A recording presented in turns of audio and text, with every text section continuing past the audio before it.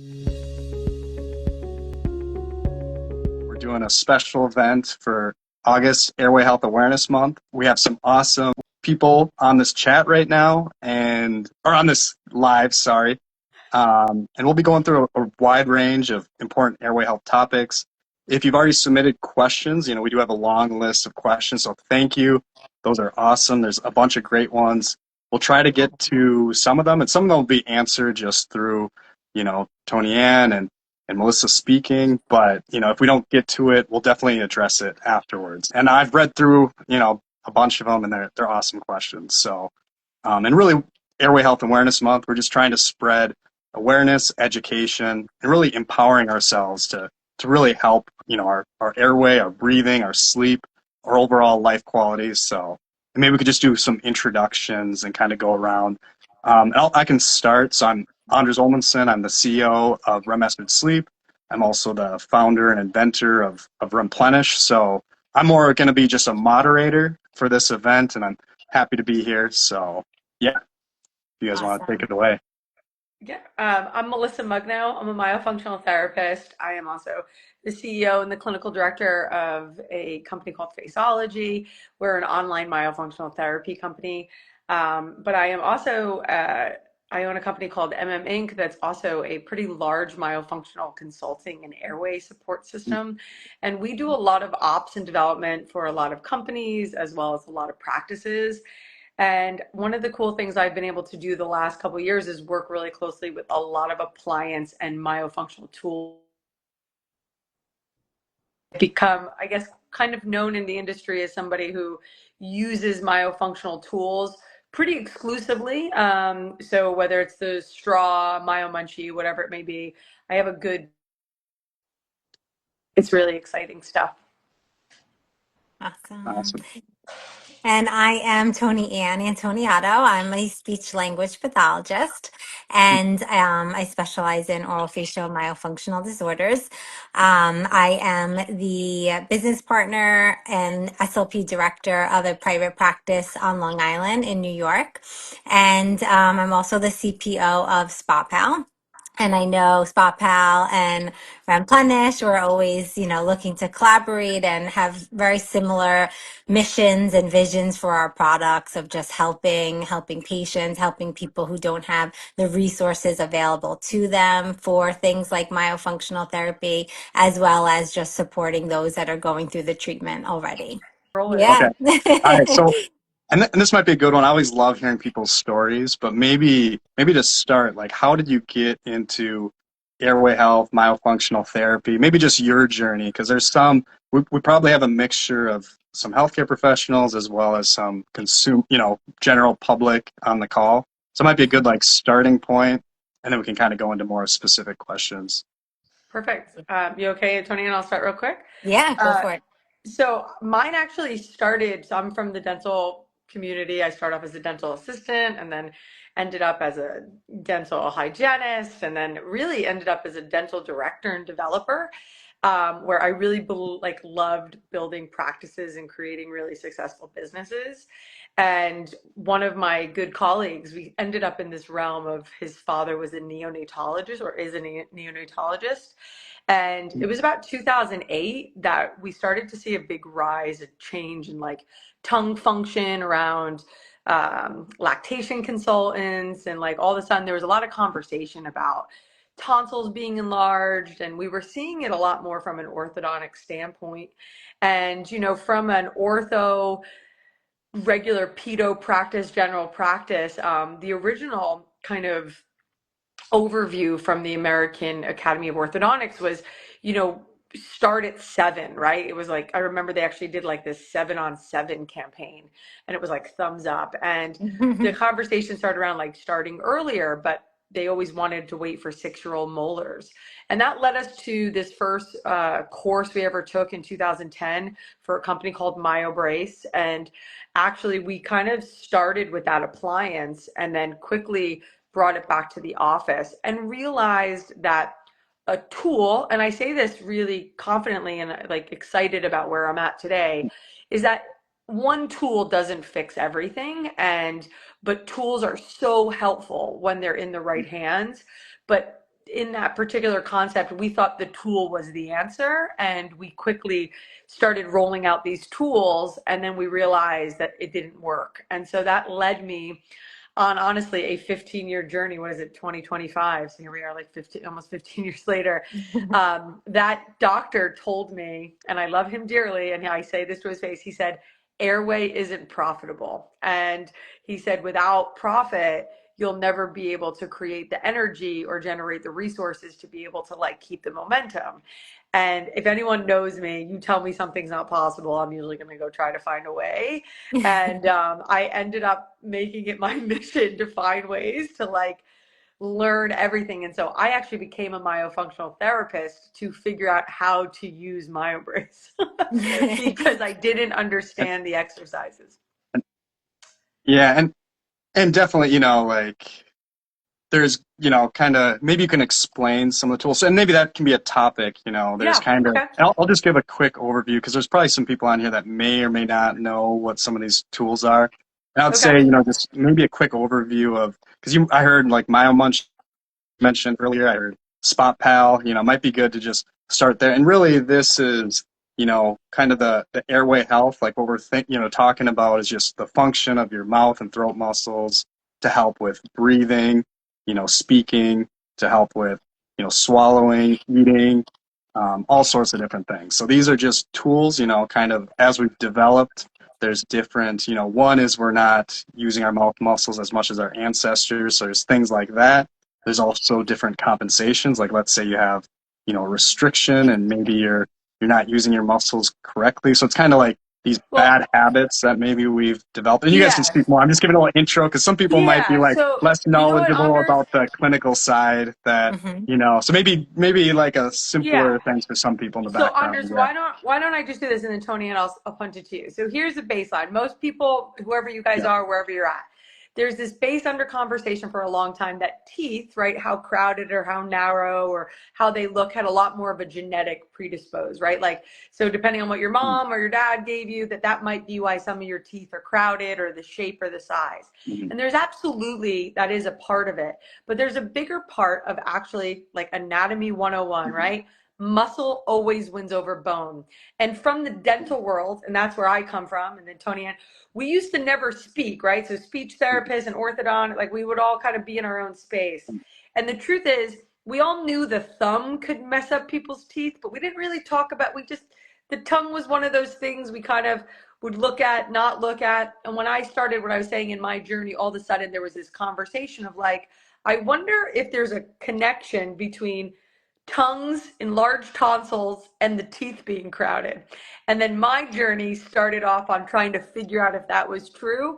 And then I found some docs and I said, well, I think I'm going to find a way to make it true. And it is true. And there was all these tools and these great companies that were all doing things. And so my mission, and now as a myofunctional therapist, is I always try to bring all these together. And then I think, Tony M, I think would be cool if you can talk about maybe what people normally expect from speech, right? Like before speech and teeth. Yeah. And Yeah. then the better thing is what we all know is this, we're all better together. Yes, that's for sure. Yes. So yeah, my background obviously is speech, and in my 6 years of school for speech therapy, I really didn't hear much about myofunctional therapy, if anything. I didn't really hear about tongue ties. I didn't hear about oral function and where the tongue is supposed to rest, all this schooling. And I really didn't hear anything. Maybe I heard tongue thrust, that term, in a swallowing course, but briefly. And then when I went into my clinical fellowship, I happened to luckily get into a private practice who specialized in myofunctional therapy. So myofunctional therapy kind of found me more than I found it. And my mentor, Janine Steen, I worked alongside her for over 8 years, just doing myofunctional evaluations with her on certain days while I did my treatment on other days. Um, And, you know, as a speech pathologist, once you see it, you can't unsee it. Once you see that, you know, these children with mouth breathing and their mouth is open and their muscles are so weak and flaccid and they're having trouble making a sound like the R sound. That's the hardest sound to produce in the English language. You know, they're going through tonsil and adenoid surgery. And then a few months later, snoring is back and, you know, their sleep is impacted again. And, you know, having to see the 16-year-old who just went through 3 years of braces and now their teeth have relapsed. So it was definitely a lot of learning initially because I really didn't learn it in any of my schooling. And then, you know, a lot of collaboration. Again, I've been doing this for almost 15 years. So when I first started, there was not a ton of collaboration between speech and ortho. And, you know, we would try to explain, and Janine, who is my business partner and the owner of the practice that we have, that's 9 offices. So a pretty big practice that spans Long Island. We were doing a lot of lunch and learns and trying to, you know, lecture to the dental societies and orthodontic societies. And now I can proudly say that the orthodontist is our biggest referral source. The, you know, dentist is our biggest referral source. So, and what I love even more than that is that our parents are one of our biggest referral sources. That it's the mom saying, hey, I want to schedule a speech evaluation because my daughter is a mouth breather, because my daughter is snoring, because my daughter might have a tongue tie. And to me, that really shows the biggest change in this world and industry, that we're getting to the parents and helping educate the parents and letting them know that if you have this gut instinct that something maybe could be common but not normal, then have an evaluation. You know, let us look at it. Let us give you the details on that. Yeah, that's all. I think at the end, it's like really an interesting thing. I think we're in a world, and these last, especially for me, this last 5 years, the growth that we've had of the ability of the power of the patient being an advocate of their own health. And Yeah. like really the fact that people are asking why more and Mm-hmm. not just Mm-hmm. accepting what people Mm-hmm. are saying is ultimately allowing everything to grow and allow to have bigger conversations, hence like something like this tonight. And Mm-hmm. just to kind of go full circle, when you start to see a movement or an understanding become wider, you start to see amazing entrepreneurs and people wanting to try to solve a problem. And when you see people want to solve a problem, they try to start to use that part of their brain. I think I lost you there. Oops, sorry. Anders, like yourself, somebody comes up, sorry, it like keeps coming out for a second, but engineeringly starts to try to solve the problem with some type of tool or some type of thing that helps us from the way of trying to change a human behavior and something that people didn't know. We want to make it easier. We want to bring awareness. And that's what I think the beauty of like Airway Health Month or understanding how tools, they help highlight and bring awareness to things people didn't even know they needed to know. Exactly.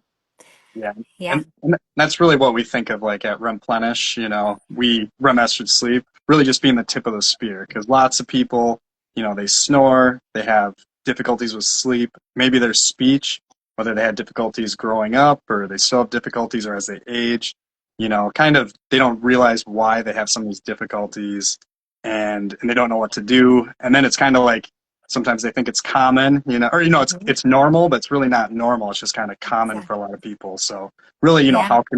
what are the different options people can do? So maybe Mhm. I'm just kind of going like rogue right now. So we'll just kind of go and do, Yeah, it's you perfect. know, but yeah, Yeah. maybe some like what are some Question. things that people should look out for? You know, I think because you kind of mentioned, I think you mentioned a few things, but maybe Hmm.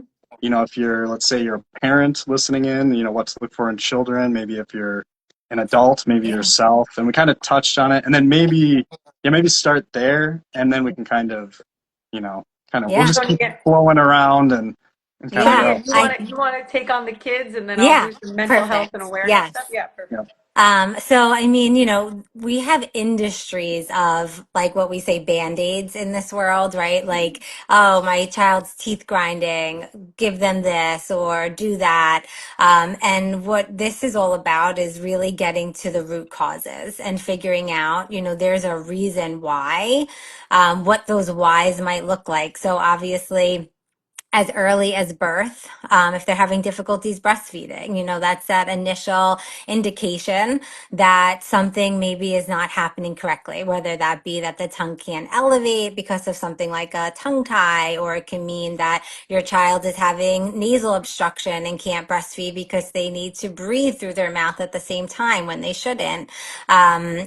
Is their jaws not growing the way that they should? So it can happen as early as birth and breastfeeding and having those difficulties later in life, when they're getting their teeth and their teeth are coming in. We want to see nice spacing between baby teeth. If you have a 4-year-old and they look like they have this perfect smile because all their teeth are lining up beautifully, that means there's not enough space in that child's airway, because there should be spacing between every single baby tooth. That's how we know that palate is wide enough. That's how we know that the tongue can fit up there. That's how we know there will be enough space for the adult teeth as well. So seeing signs like that, watching your child when they're coloring, when they're watching TV, when they're doing things where their mind is focused on something else. Is their mouth closed?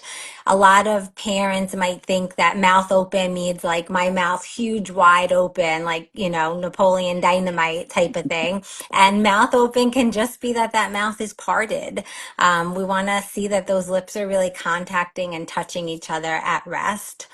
Definitely look at sleep. That's like such a great indication of if there is something going on there. Sleep should be quiet. Yes, I ask parents, does your child snore? But I also say, is your child an audible breather when they're sleeping? Can you hear them? Because sleep should be quiet. And we think snoring has to be like that loud old man snoring, and it does not have to be that. So just saying, do you hear your child when they're sleeping? Can you hear their breathing? Do they move around a lot in their sleep, tossing and turning? Is there prolonged bedwetting? Are they grinding their teeth in their sleep? Those are definitely indications that their airway may be restricted. What's their mood like? Are they managing emotions well? Are they waking up happy, ready to go? Or are they having, meltdowns throughout the day? And a child who's not getting adequate sleep, they're going to present in that way where there are meltdowns and they have difficulties managing emotions, and they cry a lot, or the littlest thing can maybe, set them off. Those can all be indications that the sleep is being interrupted. Especially because I think parents a lot of the time say like, oh, but my child sleeps like 10 hours a night. But that is wonderful. But if the quality of sleep isn't good, then, it's just the same. It's not only just about quantity. I think those are like some big signs in the pediatric population. Obviously, picky eating, speech sound errors, any relapse in the teeth tell a story for sure. Melissa will definitely agree to that. So if they are in an open bite or a cross bite or an overbite, something just not lining up the way that it should, even if you're unsure of what that is called, that could be a really big indication as well. I think Yeah. that kind of touches on a lot of the pediatric side. And then all the pediatric side, if you're an adult and you had any of those dysfunctions as a child, and then you didn't really fix them, and you are somebody who is really struggling with anxiety, depression, you're struggling with clenching, grinding, you're, racing thoughts, you have a lot of like neck and shoulder back issues, you're constantly dealing with your posture, you're feeling, all of these big feelings, racing thoughts. You're exhausted all day long, but yet then you can't really sleep. You're sweating in your sleep as an adult. You're choking on your own saliva sometimes. You can't balance your hunger. You're struggling with weight issues, which I know you're going to be like, wow, Melissa, that feels like it's like everything. And it is, right? Because You know, the best gift that I learned early on was like the breath, the ability to breathe and breathe easy is the body's way of naturally functioning. And anytime your body has to work harder to just do a very basic function, you will pay a cost. You will create a side effect. You know, the beautiful thing about this body of ours is it's brilliant, and it's going to create compensations, and it's going to protect you, and it's even going to thrive in some of the worst scenarios, right? So brilliant people can still be wearing and tearing their bodies. You can live in a big house, have lots of money, own four business, and still be grinding the heck out of your teeth, and then all of a sudden struggling with frontal, not short-term memory loss, or all these different aspects. These are all signs that your body has created a compensation pattern that one part of your journey could be that you're struggling with airway deficiency or airway issues.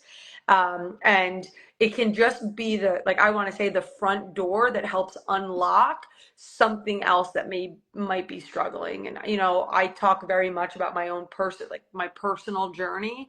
And my personal journey, I was teaching and working in the airway space, but I wasn't really 100% addressing my issues, because I thought my issues were so much more about my personality or the way I came up and all of these other aspects, and that my sleep was a side effect of all of that. But I realized when I started to just work on my own bodies and then look at myself as a little kid and realize what wasn't fixed, that unraveled. And it's a process, in no way, shape, or form do I say it's easy, but it's a process. And I think as a group, I know one of the questions that your team had, Anders, was like about the biohacking movement. Yeah. And I think the biohacking movement, I like to call it, it's just the human version of going organic, right? Like it's like now, like even Walmart has an organic section. Like everybody wants to have a healthier version. And I think that's because we're trying, I think as a society, a positive is that we are trying to claim and take back our health. We know that just popping a pill isn't the answer for everything. And believe it or not, our tongue is connected all the way down to our toes. It's our Superman suit. It connects this monkey suit. And it really is powerful. And if you are having swallowing issues, you're having other issues. You just might not know it. Mm-hmm. Yeah. Yeah. No, that's awesome. And yeah, no, definitely and maybe, I don't know if, Tony, if you want to speak to the biohacking movement or any of that, Yeah, yeah, or healthy habits, I think yeah. that's could be a good segue. Yeah. Definitely. I think that, social media has its positives. Of course, it has its negatives, but it has its positives. And I think that we're able to reach so much more of the people, the consumers. You unfortunately can still go to your dentist, your orthodontist, your doctor, and then say, do this. That's just part of who you are. You grind because you're stressed out. You have sleep apnea, your only option is a CPAP. You can't tolerate it. Do the best you can. You're not always getting those answers. And I think that through social media and through platforms like this, we're able to reach that consumer. We got AI and Chat GPT, could get all the answers there. And yeah, I think that people get it. I never really have an evaluation, whether it be an adult who's coming for themselves or a parent for a child who's not like, yeah, like, wow, that makes so much sense. How come no one's ever said this to me before? How come the dentist never said this? How come the pediatrician never said this? And it's not that they're not believing in it most of the times. Most of the times they just don't know this information. They didn't learn it either. Maybe it got a bad rap many, many years ago, and it stayed like that in their field. Obviously with products like your straw and Spot Pal and Munchie, we see things like tongue ties all the time that we're like, hey, we can help support the function, but if there's something structural going on, that's an outside referral that we need to collaborate on. Or a really narrow palate. Yes, muscle can change structure, but sometimes you're dealing with a structure that's fully developed and grown. And now we're like, okay, there's got to be collaboration. And I think that our tools really do initiate and elicit collaboration, because it's like, you hear about it and then maybe you're like, hey, I can't do this straw, like I can't do it the way that I'm supposed to do it. Well, maybe there's a reason. Or I put my spa pal in and I feel like I'm choking on my tongue because I don't know where it should go. Well, there's a reason. Or I put the munchie in and I'm like, drooling all over and I can't like function. There's a reason. So I think sometimes, and I know Melissa says this a lot with munchie, but I think with all of the tools out there, it can highlight the dysfunction and help these consumers be like, hey, what's going on here? Why is this difficult for me? So I think that's, some of the beauty, but then also a lot of the times I can speak for Spot Pal, consumers will find us as a product before they do treatment. And then they start to be like, hey, like I'm starting to see some changes, some gains. I want more. What else can I do? What else can I do to, continue sleeping better and or continue to have my child be able to say that sound better or eat more foods and textures. So not only do I think that sometimes it's highlighting things, but I think it is getting them on this really clear path of like, I want more for myself. I want more for my child. I don't want to just survive. I want to thrive. I want to, wake up ready, energized, ready to go with a clear mind every single day. And I think that, tools are a big part of that. Yeah, can you give a quick overview? Maybe that some people, maybe go through each tool and kind of what, Yeah. the benefits of each one. Maybe they're very complementary. At least these three that we're kind of talking about, they're Yeah. targeting Yeah. different areas. They each have their own strengths. So yeah, Yeah. maybe just a Yeah. quick overview. Yeah. And I think that that's one of the beauties of some of the products we already mentioned, but other products out there too. Like a lot of people, we go to conferences and they'll be like, oh, hey, should I do Spot Pal or should I do that straw across the hallway? Or should I do Munchie that's 2 tables down? And we're Yeah. like, you don't have to pick. We're all here to collaborate. They all have their different goals and supports. I'll speak on Spot Pal. Spot Pal is a custom fit tongue training appliance. So it fits exact to the user, which is one of the things that makes it pretty unique compared to other tools, is that it's going to be sized specifically for the user. They wear it over their upper front teeth and it fits, perfect to them. They could speak with it in, but it has tactile cues that show the tongue where it's supposed to be at rest, as well as where it should be during swallows. So it's working on getting that tongue up into the palate, up suction to the roof of the mouth, and also helps with certain speech sounds. So it has a lot of uses. We use it in treatment. It was designed to complement a myofunctional and speech therapy program. So we use it a lot in therapy. But when we went on this journey, Spot Pal went public to the masses in 2023, but we used it in-house in our 9 offices on Long Island since 2020. So we had it in office for a while, almost 3 years. And then when we did go to the masses, we started to notice that it was the consumer finding us. So now we were like, hold on, they're not in therapy. What are we going to do here? So we had to kind of like pivot a little bit, but I think that was one of the beauties, is that people were like, I know something's wrong. I found this product, but now what do I do? And now as a product, we're able to kind of guide them to the right people, to the right professionals, and help support that. But yeah, that's kind of Spot Pal in a nutshell, just training, custom fit training, something you wear throughout the day, not all day. We try to get our patients or our users to use it about 2 hours a day, spread out across the day.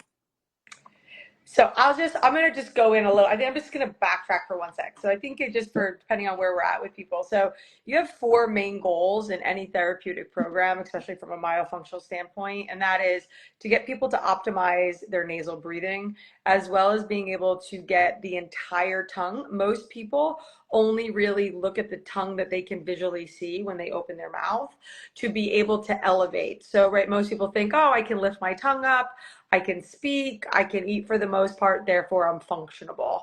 And then on top of it, we also really work on something called lip seal, which means really strengthening the oral biculars, which is all these little lips and muscles around here, and then naturally trying to reduce the stress into the mouth. So these seem like four very simple goals, but believe it or not, they all kind of intertwine and tangle each other. So I get a kind of a place to come from an outside, right? I don't own any of the companies, but I really benefit from, I have one goal and one mission, and that is to get people to be consistent and then ultimately make sure that they have an awareness of why they have to do. I think most people will agree you don't get people to change behaviors unless you make them feel something. So they either have to feel it, they got to buy in, they got to believe it. Just because you tell them doesn't always mean that they're going to do it, right? You got to give them some type of proof of concept, or right, and you got to create that wow moment. So I'm all about, that's why Tony Ann says the highlighting of dysfunction.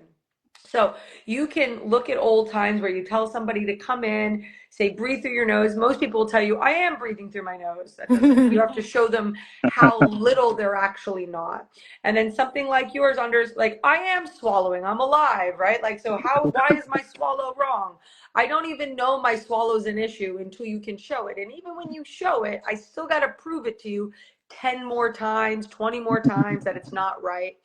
Then I got to find a way to inspire you, and in the middle of all your day and everything else you're doing, to set time aside to click your tongue and move your tongue. Like, it's not always an easy concept. So look at, it's very similar to exercising and working out, right? And how many people have multiple gym memberships? They go to Pilates, they go to this, they go to that. Why do they do it? They're still working all the same muscle concepts and physical health.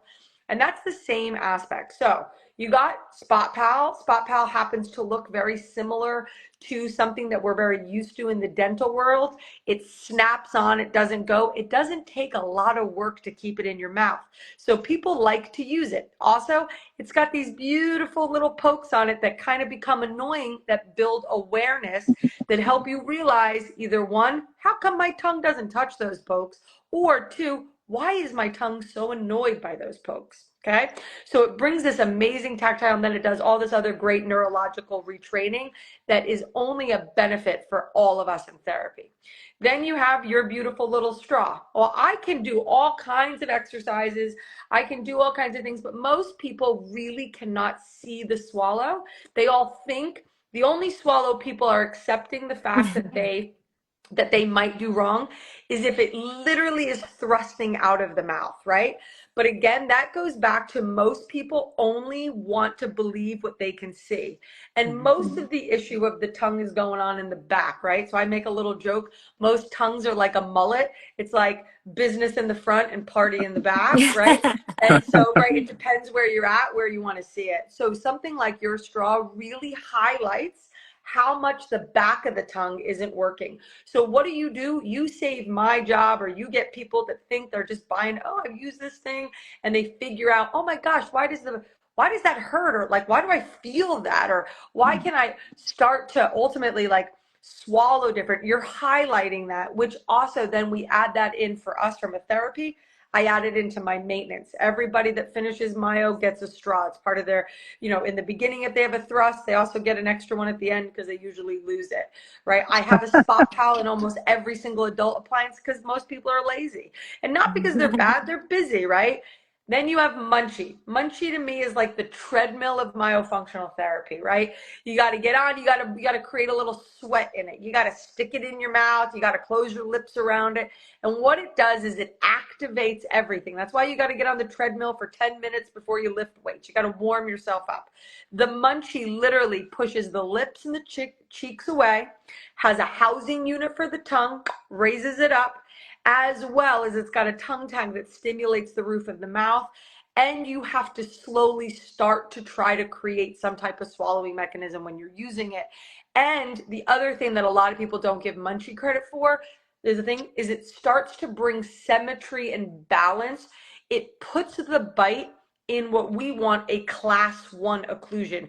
Most people are not functioning from a proper bite. So putting them in that correct bite position makes their muscles warm up for what all the big workouts are going to be to see if they can function from that place. So that's where all these little tools, so in your perfect little gym, you have all of them, right? You hit the treadmill, then you go over to the weights, then you go over to this, you get on the Pilates machine, you do all of it, and then you stretch afterwards, and then you have a personal trainer, right? And that's the whole plan, right? That's the whole goal. You can use all of them, you can throw some of them in your bag, but that's really the concept. They all have some type of tactile, even yours, Anders. Yours has a tactile cue from the little bumps in it to bring a little stimulation into it. The length and the size of yours will create different versions on how much I got to get the tongue to move, how much my mullet is partying in the back, all those aspects there. And then the munchie comes in different sizes. And then we even have froggy mouth, I mean, again, there's so many, but at the end of the day, they're all trying to activate those 4 main goals. I hope that just kind of ties it in for everybody who maybe doesn't know much about what we're talking about. Mm-hmm. Yeah. Yeah.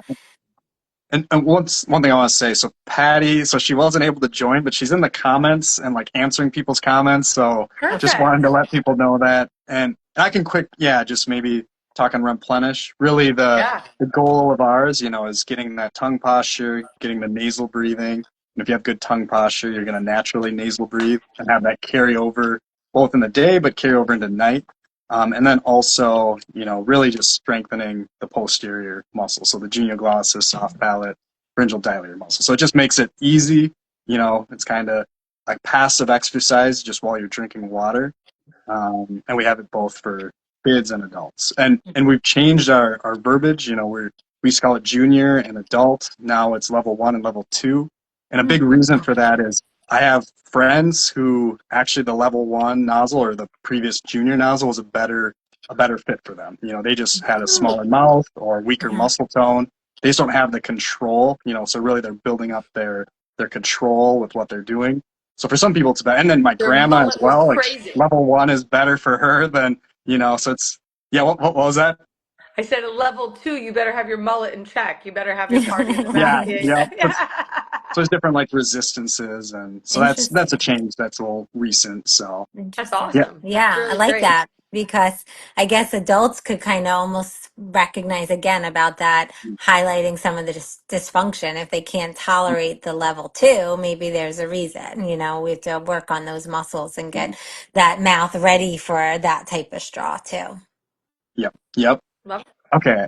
Yeah, well maybe we can go and switch over to some daily rituals, that support nasal breathing, body alignment, and nervous system balance.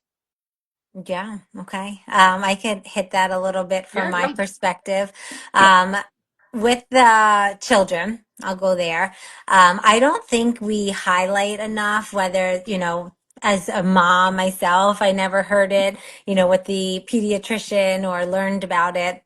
Is like the nasal hygiene, right? Like we talk so much about oral hygiene. Brush your teeth, make sure they brush in the morning, make sure they brush at night, make sure they floss. But nobody really tells us as parents to also incorporate nasal hygiene. We shouldn't only be blowing our noses because our noses are runny or stuffed. I like with my patients and my parents, I tell them that nasal hygiene happens every time you brush their teeth. So if they're brushing their teeth in the morning, we blow our nose. There's a lot of great products out there that are more holistic and clean. And, I love the clear spray, boom boom stick, those things that really can help from a hygiene perspective and doing something on a daily basis. We have to clear that nose because if the nose isn't cleaned and cleared the way it should, then we're not going to use it as much. And it's that vicious cycle because if they're not using their nose for breathing, then their nose is going to be more inflamed and they're not going to be able to use their nose for breathing. So just keeping that nose nice and clear through nasal hygiene, working that into daytime and nighttime. I think that that's so important, and sometimes even more important than maybe the oral side. I don't know. I guess both are really important, but I think, that's something just not stressed enough as part of like a regular daily hygiene routine. I know I'll let Melissa go on some of the more, maybe, I know, Holistic. Yeah. yeah, spiritual maybe side of Well, things. no, just like I think just natural things that you don't really think of. Obviously, nasal hygiene is a really big deal. I mean, I think, personally using a nasal hygiene, teaching kids when they're in the bathtub, like having some distilled water and just having kids start like spraying their nose and practicing early on is really important so that it's not such a fear right off the base when they have to do it later on. But I think ultimately we don't, we live in a society that we're so like inside so much, and kids really need to be outside. They need to be barefoot. They need to like get their feet in the ground. They need to feel and breathe air. Like it's Mhm. really important. And a lot of times we don't realize like posture matters. So, having your kids, I had a mom say the other day, like, we don't play sports. I was like, well, that's fine. Don't play sports, but go do some balancing. I don't know, brain balancing, get on a balance board, do something. I mean, I had a buddy who skateboarded. His balance was better than anybody's. Like, whatever you got to do something that you're upright. And it's really important to get kids to do those things. I had one parent, I said, just go buy a box at your house, like a kitty litter box, and put some play sand in it and put your kids, tootsies in the sand. Like, it's really important, even for adults, to get grounded.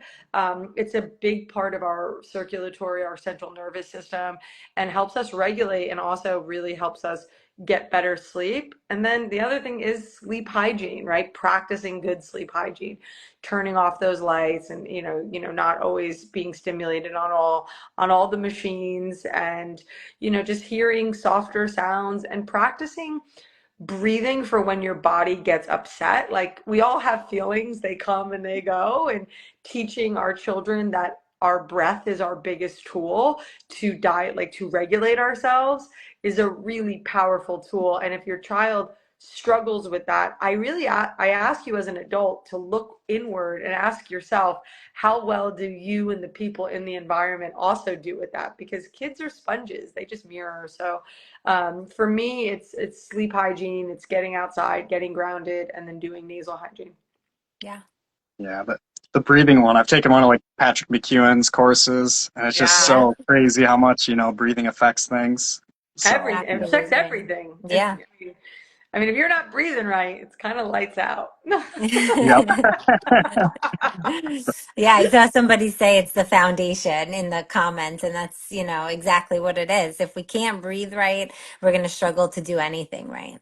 And it's when you can't get that breath, you're so reactive naturally, like, because the body is literally, people are like, I'm not stressed. I'm like, I didn't say your environment, I said your body. Like, your body, like, your oxygen bank account is low, not your regular one. Yeah, yeah. So Mhm. Okay, so then let's move on. So I got another topic, and I didn't get the background of this one, so it's water, walking, and awareness, low tech, high impact lifestyle shifts. I think that kind of goes to what I was talking Yeah. about. I think Hmm. it's a Okay. lot more to do with just like getting like, I think there's a really big movement right now in general Yep. of realizing that. So, for a long time, it was like, you need a myofunctional therapist, you need a speech therapist, you need a dentist to do your tongue tie, you need a body worker. And everybody's like, what? Like, like, I felt like juggling nine things. But what we're really saying is, you need a balanced lifestyle, right? So if your body's not right, your bite's off, you're not breathing, you're choking on your saliva, like, you're not chewing great food, you're not in the elements, your body's gonna lack. And I think, your products, I think Spot Pal, Munchie, all these products out there, they really open the door for a conversation of lifestyle, because Mhm. lifestyle is a big deal, right? Like, I think all companies, when you're doing like a consumer analysis or something, you're thinking of like, who are these people? How do they live? What do they do? Where do they work? Where do they hang Yeah. out? And Hmm. they're everywhere.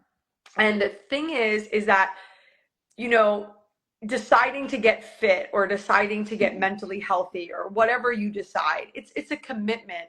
And unfortunately, we're all really busy people because it requires a lot of energy to survive. And I think your guys' tools, all of your company's tools, really support people's lifestyles and really support meeting them where they're at so that they can start to walk the walk. And Mhm. I think that's really what's really powerful about where we're at in airway health.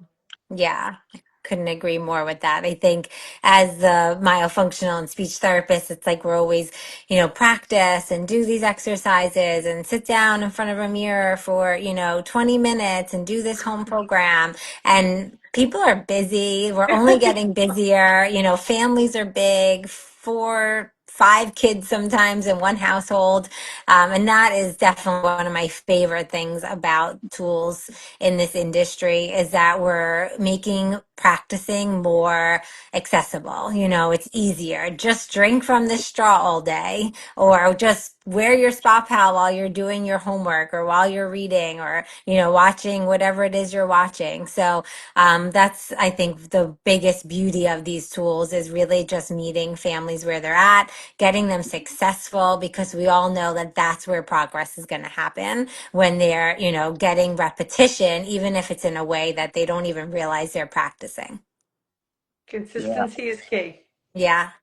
So how, and this is a good like segue. So kind of, tell me, so some people maybe they're, bridging, they're looking to, when do they actually go to therapy or when do, like how does that work? Because, maybe touch on that because there's some people they definitely need more help and more, therapy and, however you want to answer that, I guess, but kind of touch on that part. Hmm. Hmm. Well, I'll just start on adult therapy, Tonya, and then you Yeah. can obviously you can go into like there's way bigger like Arctic and all that. But when you're feeling like you're using something, so obviously if you're called to buy a product or you're intrigued by it, there's something internal that's like, firing up, and you get it, and it's not clicking, right? Like it's either one making it worse. That's a big highlight, right? Like if you're getting and it's like, oh my God, I'm inflamed. It's hurting. I don't like it. Like I have somebody say like, oh, I got a straw and it made my TMJ worse. The straw didn't make your TMJ worse. Like obviously it highlighted something that you were doing that you need to go get checked out. Or I got a munchie and like now my back's messed up. Okay, like it's highlighting something. So that would be a big sign. Don't obviously hurt yourself, and then go seek out somebody who specializes in these types of dysfunction, and we can really help guide you. That's number one. Um, and ultimately, if you've been doing something a little bit for a while and you're not 100% sure if it's like, again, like you're getting the results you're looking for, but you definitely saw change, right? Like, so it started like, oh my God, it was awesome. Like I saw a great change. And then it like plateaus. That usually means there's something else, right? Like it means it took you as far as it could, but now you need a little bit of a trained eye. Those are kind of like your baseline low hanging fruit starts for Hmm. me on a bigger just overall stage of whenever Hmm. you're using tools. Yeah, I agree with that for sure with the adult population. Pediatrics, I feel like it's a little different. I feel like early intervention is key, obviously. There's a little less self-help when it comes to the pediatric population because they're just not as aware, they're not as in tuned. It could be a little bit more of a real trained specialists necessary to help support things. So, in my opinion, I would say when it comes to the pediatric population, if there's signs of dysfunction, if there's difficulties, get an evaluation. Your health insurance a lot of the times will cover speech evaluation. Take advantage of that. There's, like I said, a lot of information on online and social media. So being able to see like, okay, should this be an evaluation or is this, typical for their age? But having that ability, having to second guess yourself as a parent is not fun. It's, something that will just weigh on you. And most of the times when I see these parents, they'll, say, I knew it. I knew, like, I'm so glad I didn't wait. I knew there was more behind this than just, oh, snoring, most kids snore, they'll outgrow it. So, I think when it again comes to the pediatric population, we just want to be a little bit more mindful that a lot of the times it does require that specialized intervention or evaluation to really see what's going on. And we don't want to wait. We don't want it to be sleep apnea. We don't want it to be TMD issues. So if we can catch that early, that can make a world of difference. Yeah, and definitely the early intervention, during the growth years, there's lots of Yeah. potential, during those Hmm. years. So, yep. Right. Yeah, don't waste. Yeah, that actually, sorry, that growth years is really, really important. I actually make a funny little tour. We make a joke like, like as a photographer, like there's like this beautiful sunlight, like this certain time of day that you just can't like ever the picture will be good, but you can't recapture it. And like the ages from like 3 to 5 is like this golden sunlight, and you just don't mess around with that sunlight because it's just so special, right? And like the things that can come out of those age groups, you can really like just capture magic and change so much. So if you are a parent and you are like with that 3, 4, 5 year old, not getting somebody like Tony Ann or like somebody who really, or even myself, like who really, really, this is their life's work is to specialize and figure out the why and connect the dots. You are probably, you're just missing that little sight. It's not that you can't get the picture later on, but you might miss that golden sunlight. Yeah. Yeah. Absolutely. So, and then maybe this will be helpful. So we're kind of talking about, you need to look for more help. Where do you go? Like I'm having these issues and now what? Hmm. There's a Hmm. couple different avenues. It can be obviously, if you do have a speech therapist and articulation and sound and kids, you definitely want to go find somebody who specializes. And I can say not all speech therapists are equal, right? Like not No. all speech therapists know myofunctional therapy or understand dentition or teeth. Yeah. So, fortunately, unfortunately, if it's something that your school is looking at, that's probably not the person that has the extra bells and whistles to know everything. You probably are going to have to go outside for it. If you're really struggling with your bite or something along those, or you feel like you see a lot of crowding, you want to look for somebody who specializes in airway dysfunction, right? Somebody who's really talking about it.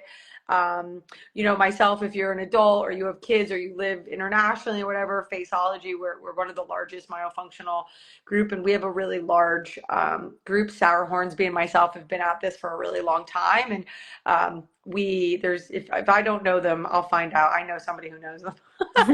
And that's only because when I was first around, there just wasn't that many people. So I wouldn't leave the party when everyone else said it wasn't going to happen. So I think that's one area. I don't know, Tony, do you have like direct from a parent standpoint? Yeah, I mean, obviously, you can start with some of the professionals that they're maybe already under their care of, asking the dentist or the orthodontist. I think when it comes to dentists and ortho, looking at that airway focused keywords or holistic as keywords. When it comes to speech, yes, Melissa's correct. Most school services do not cover this more oral motor myofunctional approach. It's not considered academic based, it's considered more medical based. So, doing your research is, again, the power of social media, right? There's a lot of these mom groups and speech groups and things like that. So, trying to reach out to your resources of people around you and seeing, who they're happy with and who they're under the treatment of. Looking at what speech pathologists are in your area, knowing to ask the right questions, like do they do myofunctional therapy? There's a lot of organizations that teach myofunctional therapy, so you could use their directory. So there's a lot out there. Once you start looking, it's like you can't not see it after that. And and throughout the month, we'll be sharing some different resources. So if you're looking for different things, definitely kind of be following along. But one thing I want to say, so you're talking about the speech language pathologists in schools are more academic Hmm. based. But wouldn't you Yeah. think like breathing and sleep and growth and development is academic Oh, you would based? think Like, You so. would. That's a good point right there. You'd also think that our Absolutely food right. quality would be better in academic uh, schools. You know what I mean? And you're talking, and now you're opening up a whole other can of worms. Yeah. Yeah. And, again, it's nothing against the school SLPs.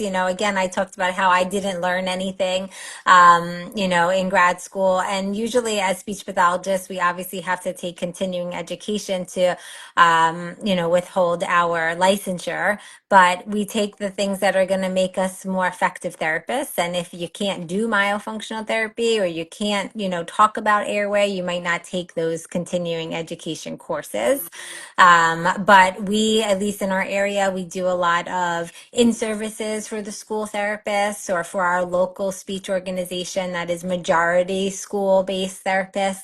And again, just educate them on what to look for. You don't have to treat it, but you can identify it and you can make the proper referrals. The other thing is, as parents and as people, is to ask whatever your resources are, like whoever you do have, ask them, do you know about this? Why do you not know about it? I'm really interested of it. Like, be your own advocate. I always tell everybody, like, a lot of times patients will come to me and I'll like say, listen, this is the treatment plan you probably should have. You might not be able to find it in your backyard. So here's what I would do. Here's the guy I would go get the blueprint from, get the treatment plan, then walk into your local orthodontist and say, I want this. And then I go, it's going to be a little uncomfortable, but hold your own, like stand your ground and say, well, why are they recommending these things for me? They might tell you it's all BS and say, well, I'm doing a lot of my research and I really think there's something to it. And then ask the number one question, not what you can do to help me, but why is this happening? Why is this going on? Why? Don't ask what they can do for you. Ask them why. And that's going to put them in a position that's going to have to create a different conversation. Mhm. And I try a lot to do that. I mean, and I've seen, and I can say this, I hope people hear, like, from 2008 to today, the growth and the like exponential growth and change that I have seen in this industry is power. And anytime I get frustrated, I just remember where we started from. Absolutely. It's a great point because it really it's undeniable the growth in, this area. So it does help us stay on our, focus and on the right path because a lot of the times, of course, we go to these conferences and it's everyone that feels and is wanting to learn the same thing. We go to Airway conferences, everyone's excited to talk about it and it's like you're with your people. But as a speech therapist, I'll go to maybe more speech centered conferences like, the American Association of Speech and Hearing, their conference. And it's not the same. It's not like that everywhere, but it's definitely growing. And, seeing this community definitely helps keep moving everything forward. well, yeah, I can speak to. We have a local, dental conference in Minnesota, and it's a general dental. And probably 4 or 5 years ago, it was, very. No one was talking about Crickets. myofunctional Yeah. therapy or airway or anything. And now, like just this last year, it's just crazy. Like how much Mhm. things have progressed. Like how many people are excited. So I Yeah. think the professionals, there's a lot of people that are being trained. Obviously, there's a lot that don't know. It takes time for things to change, but a lot of people Yeah. are more holistic looking or more Mhm. collaborative with other professionals. I saw some stuff about, physical therapy and posture and, something in the chat. Mhm. I've seen a lot of comments. There's a lot of Yeah. questions that people have had and I don't, I'm fine to go as long as you guys want to, or, I know we're Yeah, only well, going to do it for an hour. So, let's definitely answer some questions, that's for sure. Mhm. okay, so I would say, so kind of the team. So I have my chat over here, so they can start putting some in the chat, and we can kind of go from there. But I'll also look at the ones that people are on here right now. So just give me one moment. Well, while you're I, looking I at that, I'll make a funny story about how things have changed. A really good girlfriend of mine who I kind of hadn't seen in a long time. And I don't know what she knows about me, but we ended up together and she goes, when you first got into that industry, no one, like, I think everyone thought, no one knew anything about it. She goes, she lives in outside of Pittsburgh now, and she goes, my kids bought that. We got that straw, and then they saw you were on it, and they were like, when did they something like the opposite, like, wow, Melissa like knows the straw people. She goes, that industry of yours is like all over, it's growing. And I said, well, thanks guys, I'm glad that, I'm glad. So it really is powerful to see like different ebbs and flows. Yeah. So I'll start reading some off. So I'll start with kind of some people who put questions over here. So what's the youngest age to start using a spot pal? Yeah, Oh, great question. Youngest age for Spot Pal is 2. We have our Spot Pal Mini, so it has a little caregiver handle that helps you manipulate it in and out of the mouth. But that handle also acts as an additional tactile cue for lip closure. So, again, the little ones, the more tactile feedback they can get, the better. Really helps to support the lips closed and the tongue up. So, youngest is 2. Awesome. Okay, I got another one, kind of same kind of thread a little bit, but how early can a child start speech therapy? Oh, very early. So it depends on why. As a speech pathologist, I have, I'm working birth to elderly. Sometimes the babies, I'm also a certified lactation counselor. So sometimes it's difficulties with breastfeeding and latching because of things like muscle weakness, tongue tie, those kinds of things. When it comes to speech sounds, particularly, there are developmentally appropriate errors. So, you're not going to be that concerned if your 2-year old can't say all their K sounds, right? That's still developing. That's okay. So when it comes to speech sounds, there are some typically developing errors that could happen. And when it comes to language, early intervention, like we said, is key. Early intervention, if your child seems like they have limited ability to express their wants, things in their environment, their needs, they can't put 2 words together. Those kinds of services will start as young as like 18 months typically. Okay, awesome. And now Mhm. this one's more, maybe I'll flip it over a little bit. So, you know, what do you think of, strengthening and myofunctional therapy when an expander's involved? What's the role of that? Yeah. yeah. So expansion and myofunctional therapy, they go hand in hand, but it does really matter about proper treatment planning. I think a lot of times, we get into situations where, maybe they're in myo and then they go into an expander, and there's just a way to treatment plan it properly. So obviously there's certain things you can't do about tactile, like getting your tongue all the way up, but they go hand in hand. They just should be treatment planned properly. So you should start off with always working on lip seal and breathing. But structure matters. There's 3 components: structure, function, and behavior. So you sometimes have to focus on the structure while you wait to come back to the function. Mhm. And anytime you get lost in that, just think about like building a house. So, right, like, you need the floor guys to come in, but the concrete guys might come in first. But it doesn't mean you don't sit down and also plan it out and figure out who's coming in when. Yeah. I think that not all myofunctional therapists are comfortable treating when they're going through expansion just based on what they're aware of. Within our practice, we treat patients going through palatal expansion. I think it's one of the most important types of patients to treat. But like Melissa said, treating appropriately, recognizing what can they do? What is it okay to maybe skip over and revisit once that expander is out? How to modify their treatment plan so that they can still progress through their expansion journey. When that expander comes out, the best thing we can do for them is replace it with their tongue. As much as they're going to go into some type of retainer or retention appliance, your tongue is that expansion's best retainer. So I love that we can work on strengthening, work on getting that awareness, and then when that expander comes out, we could really work to keep that tongue up there to help retain.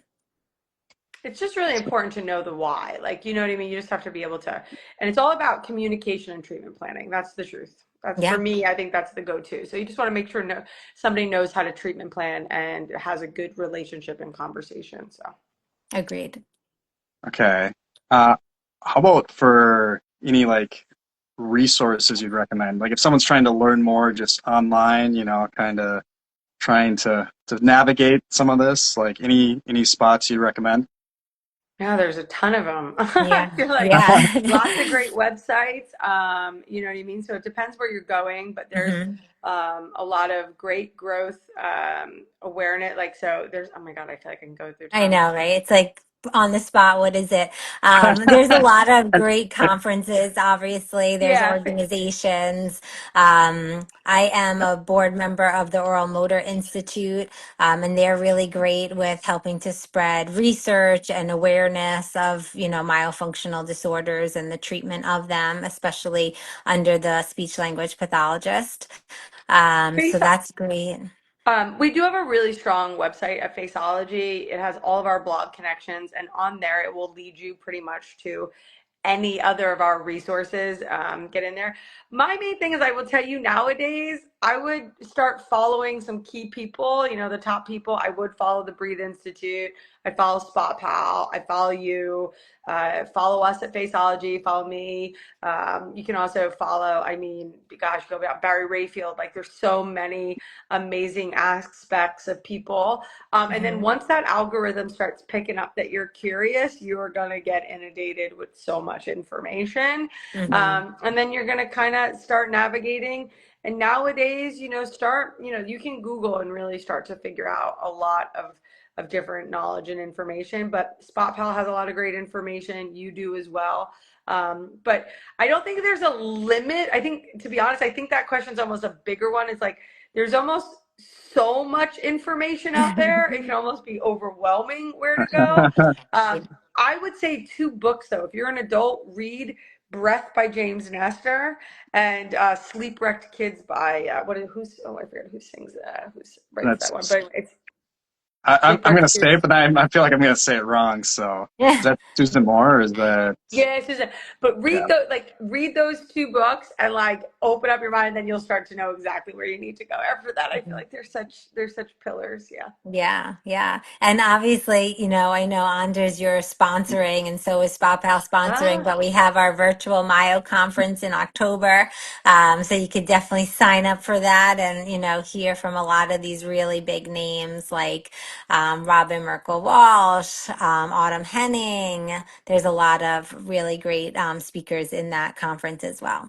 which and the only reason to say that is like that was Tony Ann's like big like I almost want to say your love child, your project because she wanted to create something that was actually pretty cost effective for people to hear some really really high end names because a lot of people say that unfortunately when a movement goes sometimes the access to travel to go to these conferences can get really expensive and Mhm. for either some people or like parents or anyone that want to go and you just want to hear a great lineup and you also want to do it from home and watch the recording. And I just want to give her some credit for that because I feel like that's a really great way to give back and then pull everybody together. So yeah, kudos. Thank you. Yeah. De- Definitely check it out because we're sponsored. We really believe in it. I think there's and it is a very affordable way Yeah, to get some good education. So yeah, definitely check it out. If Absolutely. you guys maybe we could share a link to it. Maybe after the yeah. Oh event. yeah, we'd love Uh, you for you to do that. Absolutely. Appreciate Yeah, that. so you can go to myomanagementgroup.com, but yeah, we could send a direct link also. Absolutely. okay, and then I think and let me know how. Yeah, I want to answer a lot of these questions, but I know we're kind Yeah. of there's a lot of Why don't we things. go? What do you think? Five more? Or you get five or Yeah, three? I could probably go until about 9:45. I just have to get my daughter. So Okay. So 9:40, but if I have I to have hop off, you guys could keep yeah, going. we have about I can go for another 10. So why don't we do five more questions, Tony, and you drop off and then I can finish up. Yeah. Awesome. Okay. And maybe, and this we kind of talked a little bit, but maybe there's a different phrasing of this. Someone's asking what type of local specialist should our kids see to help? And we kind of touched on it, but maybe just the Mhm. types so people kind of know what to look out for. At Where do you least go, in Tony? my area, I think a really big keyword is that airway word, airway dentist, airway orthodontist. I think those are some really key words to get you in the hands of the right type of professionals. Yeah, and just to top on that, Airway is great, but wherever you are, you want to go to somebody who's connecting the dots, a whole body person, somebody who, like, if you're looking, if you only have a dentist, like, the dentist, and you ask the dentist, like, hey, I'm really noticing my kid's sleep, and I think his body, his shoulder looks a little high, and the guy looks at you like you're crazy. Probably not somebody who's looking outside the teeth. Nothing against them, but that might not be your person, right? I would say if you are really not sure and you have a kiddo struggling, Google myofunctional therapist and speech therapist in your area, because you'll probably find somebody that has some training of it. They might maybe take some of your insurance, and you can go from there. If not, then, I mean, I'm an RDH. I specialize in myofunctional therapy. If you're worried about the teeth, maybe head over to somebody like us. But if you have OT, there's lots of different avenues. But just type in what your main area is and say, I'm looking for some type of myofunctional specialist that works with this. And you usually will get led to your area where you're at from there. But if nothing else, just a whole body practitioner. Awesome. Okay. How about this one? So this person's saying, I have obstructive sleep apnea. What general tongue exercises have been shown to work in most cases for this condition? What are foundational exercises? So maybe you guys could demonstrate some. I think that might be, if you'd want, that might be kind of fun. Yeah, well, if you have sleep apnea, the first thing you need to check is, like, for me, is like, how much can you elevate and move your tongue, and are you able to completely get your tongue up to the roof of your mouth, and are you able to support it, right? Also, there's a movement of, like, how much of your neck and jaw are you engaging in those exercises? Tony, and if you want to go into some of the base ones, and then I can go into some of the compensations. Yeah. I mean, I think, if you're trying to do some things without the guidance of a professional, one of the things that I think you could do is like lie down, see if you can suction your tongue up to the roof of your mouth so that your tongue is not just the tip of your tongue, but just how Melissa is, and close your mouth. Close your lips, breathe through your nose. And can you stay like that? If you feel like you're choking, you can't breathe, how could I ever be in that position? Or I can't even do that no matter how hard I try, then that's probably an issue. But if you can do it and you want to kind of do that and work on that and see how long you can hold that pull. My, hesitation with a lot of these things, and again, I said, social media has its pros and cons. These exercises a lot of the times can look very easy, but if you don't know what you're looking for and you don't know what compensations you might be using, you could do more harm than good. So I'm not a huge, I think just like mewing, right? It caused some people to have more pain, but it causes huge awareness. Right now, all we're getting 25-year-olds calling our office like, I want to do myofunctional therapy so I could have a better jawline. So great. You probably have other things going on that you didn't even realize was going on, and we'll be able to help you with all of that. But I just always like to kind of err on the side of caution when it comes to trying to do the exercises that look simple aren't necessarily simple.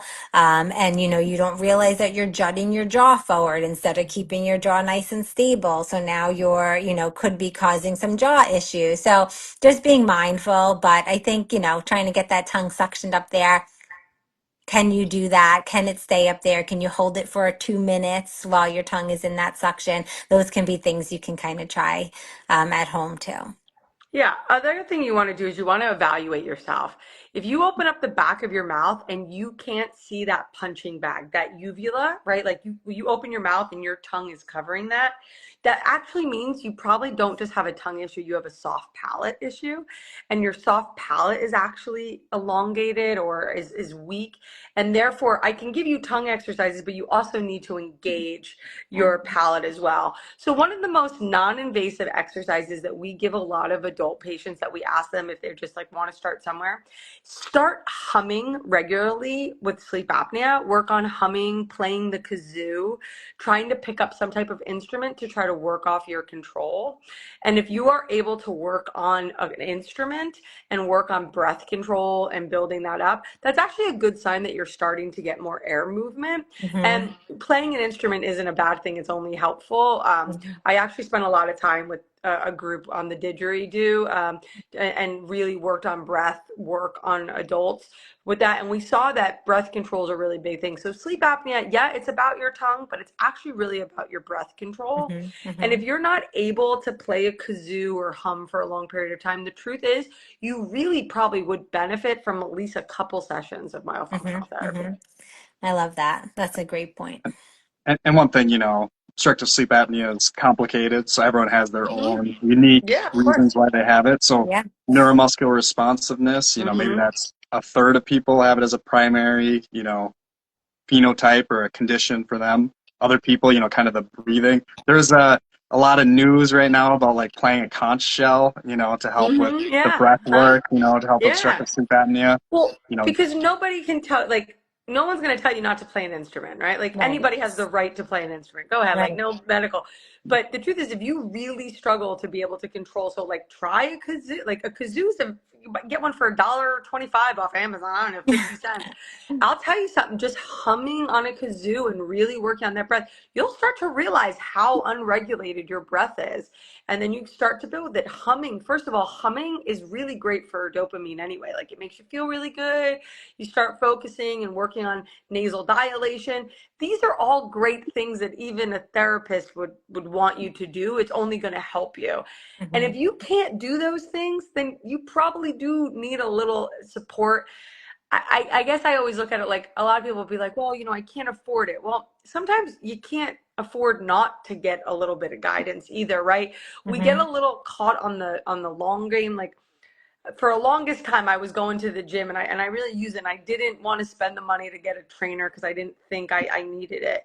And I'll tell you, when I finally sat down and got a trainer for 3 to 6 sessions, my time in the gym was so much, like, I used my time so much better. And listen, time is money. So the time I was at the gym, I was like, you know what I mean? I was so much more effective and efficient after I had the right guidance and I knew why I needed to do what I needed to do, where I needed to focus.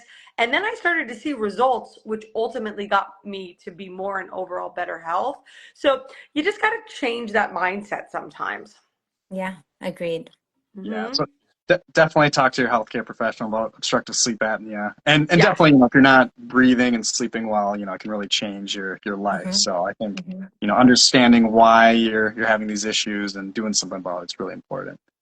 Well, I would Um, hopefully, if they know they have sleep apnea, hopefully they've at least seen a Yeah. doctor. They're And under I'm some assuming if care. they're, and I always say this, if you're on an Instagram live asking how to change your sleep apnea, you're probably not listening to your doctor that often. Because, and I say that in a nice way, only because most people are, their doctor's option is to give you a CPAP, and the CPAP, they can't tolerate a lot of it. You know what I mean? So trying some of these alternative things can be really helpful, like singing. No doctor is going to tell you not to hum and try to play an instrument. Love that. Yep. so how does my posture affect my breathing? Because your head, because your tongue positioning really is a heavy weight, right? The tongue is connected all the way to the toes. That tissue is heavy and dense. So if your tongue positioning is low and it's putting a lot of force on the back, it's going to put pressure onto your neck. And then ultimately, it's going to change the position of the mandible, and it's going to affect the airway position. Believe it or not, what actually has a bigger effect to our posture is our jaw and our bite. So our teeth have vertical alignment, right? So like, if you grind your teeth a lot, you actually lose vertical dimension in your bite. And when you lose that dimension in the bite, the jaw shifts. So if you have an overbite or an underbite, it actually will pull the jaw back, which actually wants the head to go forward more because it wants to open the airway. So working on strengthening your body, working on strengthening your neck, as well as pulling your tongue up, is going to open up a lot of those airway positions, which is it's going to reduce the stress on the body as a whole and really allow you to start to open up your chest and see if you can start to really move air through the entire body.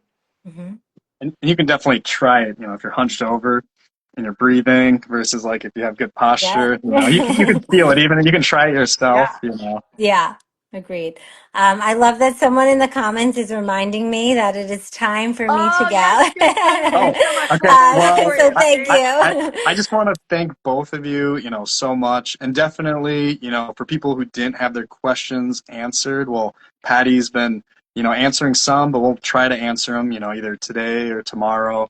And Yeah. then we'll share resources, like definitely if you're, a healthcare professional and you're looking to get some more, myofunctional education, we'll share the conference that was mentioned. So that'll be awesome. And as well as just stay tuned throughout the month, kind of this is your time to share education if you have it, or ask questions, or tell your neighbor, like, hey, this is Mhm. something you can do to improve your life. Like, really, we're just trying to celebrate airway health and how we can all live our best lives. So thank you, Yeah. everyone, and thank you Awesome. both of you. Of And yeah, course. Thank you, Andres, for putting this together. Don't hesitate to reach out. Melissa and I, obviously, you see us here on Instagram, message us.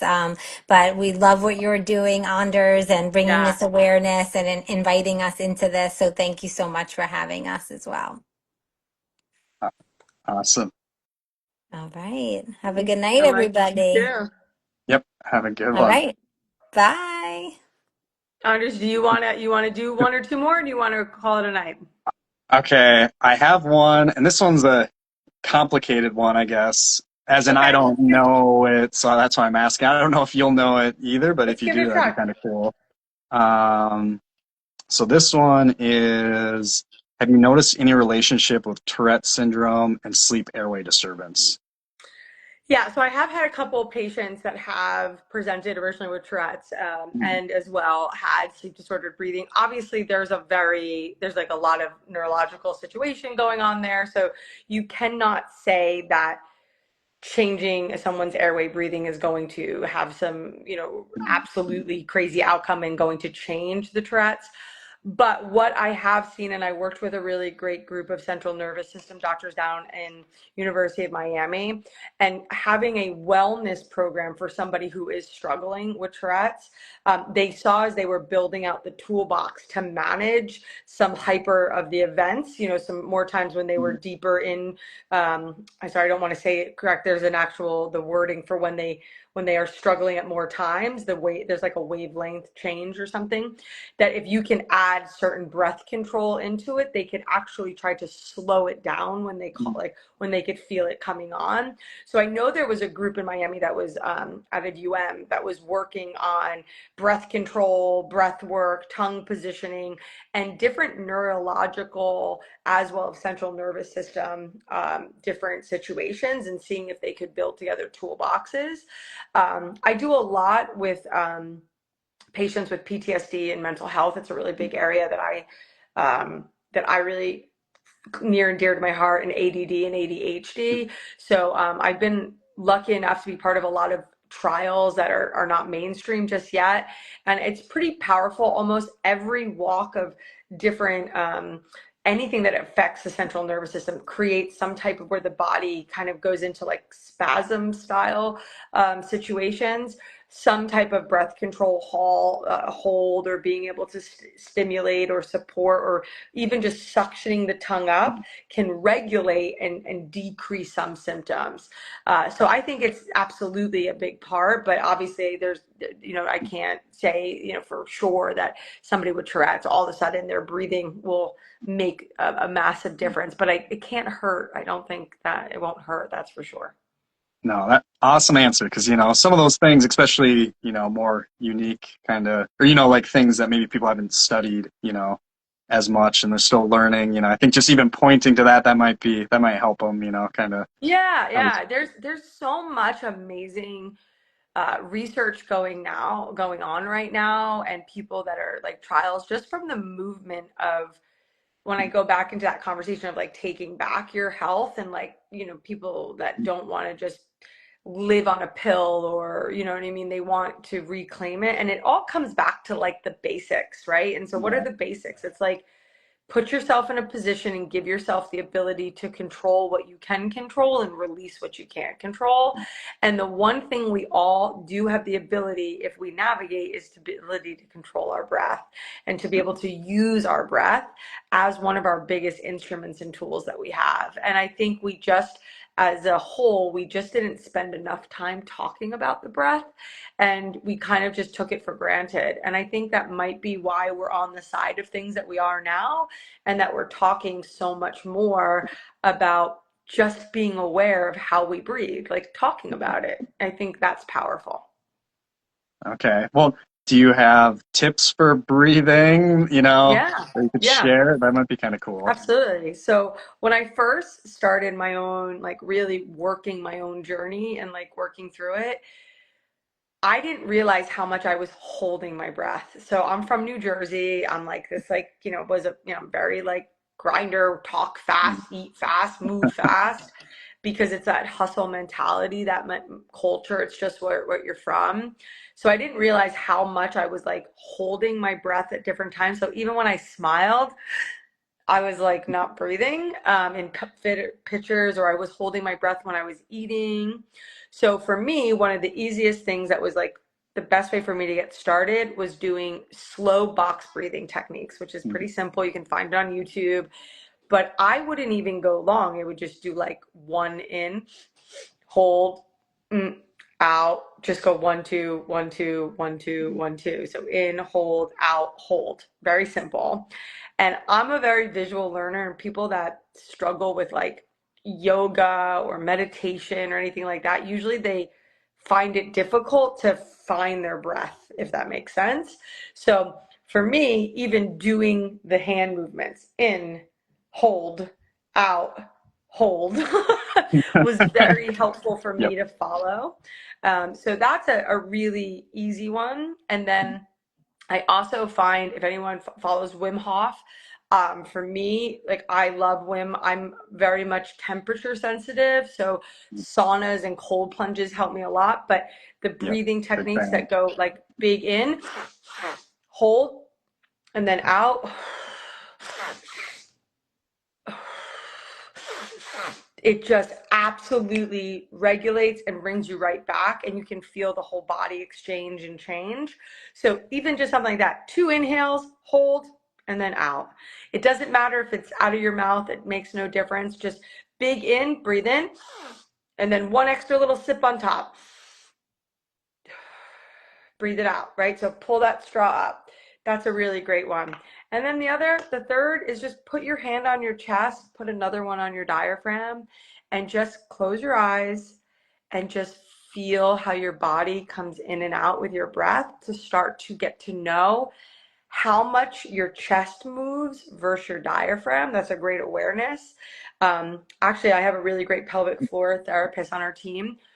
If you have a robe or something at home, or a yoga, take the this, what you would tie your robe with, the belt, and put it right under your rib cage, right underneath, and just high, and just breathe and feel where most of the expansion is. Just a little bit, not too tight, just a little bit, and start to feel. And what you can do is start to try to move the air below the rib cage and start to change your breath that way. It's a really, really simple visual technique to see how much is actually staying in the upper part and not dropping down into the diaphragm and into the pelvic floor. No, I love all three of those. I think I'm going to practice the second one. Maybe after this call, I'll start Yeah, practicing that. That's not, it's so powerful. I mean, if any of you guys listen to Huberman or Wim Hof, they say you want to change your situation real quick. You, even before a meeting or before you do something, just breathe in and then top it off. Hold and out. You will, 2 times of doing that, you will change your complete circumstance right away. You'll feel different right afterward. that's awesome. Okay, so maybe the last question. I'll just keep it like Yeah, general. Like, is there yeah, of course. anything that we didn't cover throughout, this, this whole live event that you want people to know? It could be whatever pops in your mind, any burning question or burning things you want to share or anything. Yeah, I think, what I love about what you're doing, and I think where you and I have some of our conversations we've had, I think where we have a thing, I think the power of communication and the art of conversation is such a skill, and it's so important. And I think the more we have uncomfortable conversations, or we talk about things that maybe people, a little bit of resistance, you push back a little bit. I think there's so much power that can be had in just having a conversation, planting seeds. And I just want to encourage people to do, more of that and follow it. One of the things for a long time, I knew that I was good at, like, I knew I could see the mouth and I could understand there was dysfunction, and I'm a good therapist and I like the business, but it took me a long time to realize like what my power maybe was in this space. And I realized it's like I just never shut up about it, right? Like I couldn't stop talking. And so, Melissa the Mouth, you guys see that? I have a podcast called Mind Your Mouth. And it's because I didn't realize how many people just needed to hear the conversation and even opening up about my own story, my own struggles. I think I'll leave it on this. Like I was somebody who lived on Lexapro, Adderall, and I was prescribed. I was told I was depressed, and I was on I was on Lexapro, and I was still depressed. And I had ADD, so they gave me Adderall, but then I couldn't sleep. And when I really took over and took my own health in control, and it took years, and it's an elephant. You got to take small bites.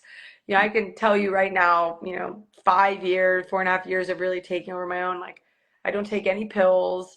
I'm not on anything, and it's not always perfect, but man, I'm such a better version of me and I have a better understanding of it. So it's anything's possible. You just have to trust, and you just have to talk, and you got to just take it one step at a time. And so if it's something of like getting a straw or listening to a podcast or having a conversation, just trust and believe it. Anything's possible. And this movement's a really big deal, and I'm super excited to be part of it. Oh, that's awesome. And I love, kind of, and I think I saw this in one of the comments earlier, like it's never too late to change your health. No, I Doesn't, was please 40 by the time I knew it. I mean, which is ultimately why I think I was so drawn to the movement, was because it was kind of like my inner child was like, go, right? But just because that wasn't there doesn't mean that you can't fix it. And then because of what I've done, like my son, I'm able to catch for my little guy, and by you can break the chains and generational stuff at any time, but you got to start somewhere. You got to start. So it's just one of those things. Don't think about it. Just start. Just do it. yeah, and that's one thing, like definitely families, like if you kind of have these conditions, typically your children may also, it kind of Mhm. runs in families. So yeah, if you can do something for your kids, maybe you can prevent things, and also you can do something for yourself. So Well, the yeah. other thing is like I even know adopted family. Like, unfortunately, this is not genetic. It's Mhm. environmental, right? Like, you're a mouth breather, you adopt a little nasal breather, and then all you little mouth breathers teach that nasal breather. No, you start eating. Listen, food quality is a big deal. Like I didn't, you soft foods, convenient foods. The art of chewing is a really powerful thing that a lot of us don't know. And I think I saw somebody like put an Instagram the other day, a doctor that I really love, and she was like, in Target for back to school, and like, get ready for school. And trust me, I'm Oreos, packets, all this, all great, but it's all bad at the same time. But we're like, how do you fight that fight? You know what I mean? Like it's everywhere around us. So you can't you can't take it on all at once. You got to just do one thing at a time, right? You just handle what you can. And that's when I say it's an elephant, and I'm totally aware of that. Just one bite at a time. Do what you can control. No, it's awesome. Okay, I feel like we could keep talking like Yeah. all night. I'll wrap it up, and I just want to say thank you. Like this is something, and definitely there's so many amazing people in this movement. The myofunctional, the airway health. Like really, we're just trying to help people. So I think it's awesome having you on, Thank and you. definitely, yeah, we'll be in touch for sure. So thank you. It's a pleasure. We really do appreciate your doing. The straw is so amazing. All the tools we talked about tonight.